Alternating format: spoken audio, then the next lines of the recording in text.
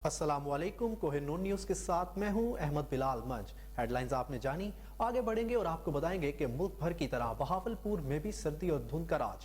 Traffic की रवानी में भी शदीद मुश्किलात का सामना। Traffic education incharge unit inspector Shazia Ramzan ने कहा कि ड्राइवर्स हजरात अवाम को धुंध के हवाले से लेक्चर दे रहे हैं। धुंध के दिनों में ओवर स्पीड ना करें, फोग लाइट्स का इस्तेमाल करें। पेश है बहावलपुर से फजल जावेद खान की खुसूसी report.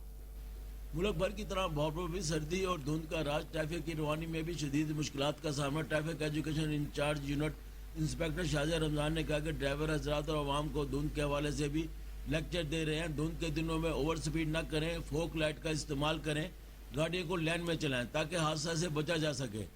Traffic education unit incharge inspector Shazia Ramzan ने कोहिनूर से खुसूसी गुफ्तगू करते हुए बताया, जी, धुंध ने ना सिर्फ बहावलपुर पूरे पाकिस्तान को अपनी लपेट में लिया हुआ है, जो कि बहुत बड़ा कॉज बना हुआ है हादसात का।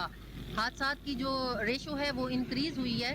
इस मौका पर सिटी ट्रैफिक पुलिस बहावलपुर ने मुख्तलिफ मकामात पर, जहां जनरल बस स्टैंड पर ड्राइवर्स को जाके लेक्चर दिए हैं। सिटी ट्रैफिक पुलिस बहावलपुर के ऑफिस में ट्रांसपोर्टर्स हजरात को बुलाकर सख्ती से कहा गया है कि वो अपने ड्राइवर्स को ताकीद करें कि ओवर स्पीड ना करें और फोग लाइट्स का इस्तेमाल करें। प्लेटफॉर्म के थ्रू मैं ये मैसेज देना चाहूँगी तमाम पब्लिक को कि वो गैर ज़रूरी सफ़र नहीं करें। धुंध के हवाले से जहाँ पर मैं जनरल पब्लिक और ट्रांसपोर्टर की बात करते हैं, वहाँ पर स्लो मूविंग है, वो रिफ्लेक्टर जो है वो इस्तेमाल नहीं करते कि पीछे आने वाली ट्रैफिक को आइडिया ही नहीं होता कि आगे कोई स्लो मूविंग जा रही है जो हादसात का सबब बन रही है।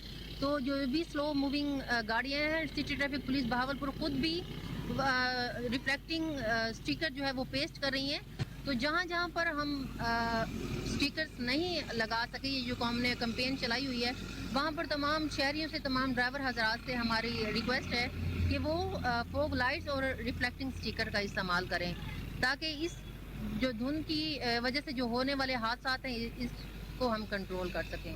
कैमरामैन खुरम इस्ताद के साथ न्यूज स्टूडियो से अब तक के लिए इतना ही। मजीद अपडेट से बाखबर रहने के लिए देखते रहिए कोहिनूर न्यूज।